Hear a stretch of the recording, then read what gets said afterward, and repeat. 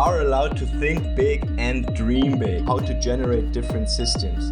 Systems that provide stability and are nested within the harmony of nature. I'm excited to explore with you the intriguing bandwidth of information our researchers and friends have surfaced.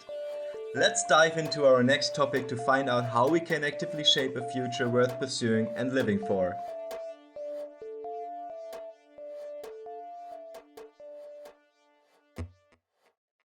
Welcome back to our podcast series, where we explore complex systems and the transformative power of change.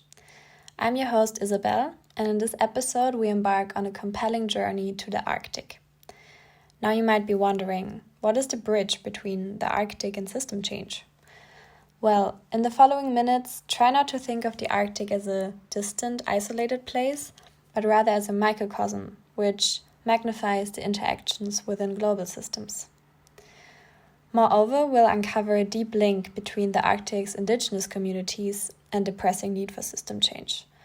We'll witness the vulnerability and resilience of these communities in the midst of climate change. And their struggle highlights the importance of change while reinforcing the essential role they play in driving systemic transformation. So join me as we navigate through the Arctic, exploring its web of relationships between its ecosystems, the people who call it home, and the broader global systems that shape their destinies. To begin with, nowhere is the Earth warming faster than at the poles. On average, temperatures here rise 4 times faster than on the rest of the planet. This is further accelerated by many different processes, one of them being the polar amplification effect. It accelerates warming as melting sea ice exposes darker ocean waters, which then absorbs more heat, unlike the reflective ice sheet that would normally bounce it back. And going one step further, contemplate a scenario where every glacier on Earth would melt. This would result in sea levels rising an astonishing 70 meters. That's 7-0. And the ice retreat mostly from Antarctica and Greenland, coupled with the oceans warming, generates chain reactions in the whole world. This should again exemplify how the Arctic's fate is a mirror reflecting the urgency of system change for a sustainable coexistence on this planet. However, to fully grasp its complexity, we must first discern the Arctic's key characteristics. In my experience, often when people think of the polar regions, they have images in their head of a remote, cold area with maybe a few polar bears, but it's actually so much more. So let's start off with an easy question. When polar bears are starving, why don't they just eat more penguins? Some of you might know the answer right off. Of course, polar bears are in the north, penguins are in the south. This should remind us that the commonalities between the Arctic and the Antarctic should not lead us to overlook the major differences. They are actually, in many instances, called polar opposites.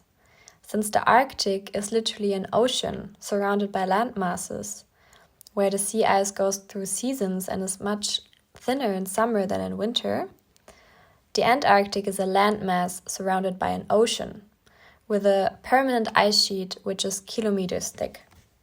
Moreover, the presence of people in the Arctic marks another major difference to its southern counterpart. In fact, 8 states have territories in the Arctic: Russia, Canada, the US thanks to Alaska, Denmark, Sweden, Finland, Norway, and a tiny sliver of Iceland. These even form the so-called Arctic Council, where also 6 indigenous people groups are represented. Meanwhile, the Antarctic remains a vast expanse without governance. So this geopolitical character actually adds another layer to the issue, with many national interests present at the table. And this is again especially showing in the wake of climate change, since the melting of the ice caps in the Arctic are opening up new access to untapped deposits of raw materials and are creating potential new shipping routes. And Arctic states, as well as an increasing number of other European and Asian countries, as well as investors and shipping companies, are observing this development with growing interest. However, At the same time, these changes again are also presenting people and the environment with new and alarming challenges that we are all ill-prepared to address. And these would include habitat disruptions, increased risk of oil spills, and the development of new gas and oil plants, especially in Russia. So to sum it up, if sea ice is gone a year, it would be much easier to extract any fossil fuel, which would then again worsen climate change. That being said, I would like to dive a bit deeper now and talk about indigenous communities of the Arctic.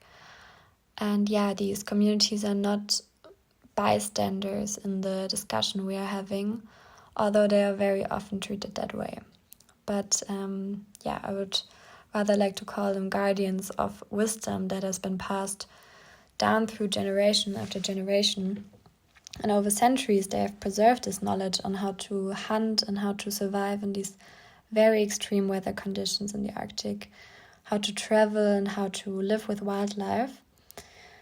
However, like in many places around the world, their harmonious relationship with the environment is now threatened because as temperatures rapidly rise, this once more predictable rhythm of sea ice, snowfall, etc. become increasingly unpredictable. And in the face of climate change, this knowledge has become also less reliable. And also since the indigenous communities are not able to survive in the way that they were, they are not able to really share this knowledge anymore, and a lot of it gets lost. But going a step back, it's also important to clarify how indigenous is being defined. And there's no clear definition, but in this context, I've been using the term to describe communities that self-identify themselves as such and live in a close relationship with the environment and are governed by systems of beliefs, how they interact with the world, touched by traditional customs. And there are many different numbers about how many indigenous people live in the Arctic. For example, the UN says it's 400,000, whereas the Arctic Council says it's 4 million. So there's a big discrepancy. And maybe some people tend to think of Inuits as the first indigenous community that comes to mind. But there are actually very many different communities spread around the whole range of the Arctic. And these indigenous communities were able to witness environmental changes for a long time. However, their observations were very often or most often dismissed by Western society and research. For example, they were really early on able to detect changes in the behavior of deer, because deer in winter normally can sniff out their lichens, their food, through 1 meter of snow. However, with the increasing precipitation in the Arctic, this snow just creates layers of ice, and the herds disperse to other areas to find food because they cannot sniff through the ice sheets, which then has a cascading effect because it disrupts the Sami people's way of life. That's an indigenous group in Northern Europe, and has implications for their source of income and just devastating effects for the people who for centuries have lived a sustainable life in accordance with nature for their livelihood. And this has then cascading effect. For example, they modernize their diet, and it even exceeds the dinner table, of course. It has effects on mental health. Education then comes after surviving, and food, and many things were not prioritized.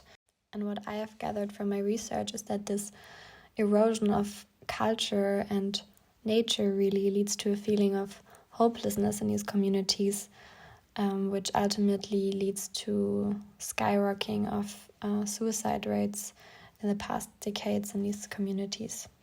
However, to end on a bit of a bright outlook, I would also like to stress that despite all the challenges that have been thrown their way, Indigenous communities have always shown incredible resilience and adaptability, and moreover, these communities have not just survived but actually thrived through being open to transformation. And I think that's a very beautiful key message that we can take away from this podcast episode. And yeah, to conclude, I think it's important to take away that the Arctic is not an isolated ecosystem at the poles, but actually is a place that echoes our world's need for radical shifts in systems and a shift towards sustainable communities, preserved Indigenous knowledge, and safeguards that balance out our planet. And yeah, this relationship of Indigenous people with nature can actually paint a utopian picture in this endeavor, I feel like, and within the paradigm shifts and system change that we envision. So let's learn from the adaptability, but also listen and do everything to preserve and restore their culture and livelihoods. And for that, the most important question to ask is, how can we do that? How can we support these communities in their quest for preservation? And that definitely needs a global effort, requires politics, research, and science to work together, and to most importantly, listen and be respectful and integrate the Indigenous wisdom with modern science, and to truly create a deeper understanding. So thank you so much for listening. I hope you could get something out of this, and I wish you all the best and enjoy the next episode.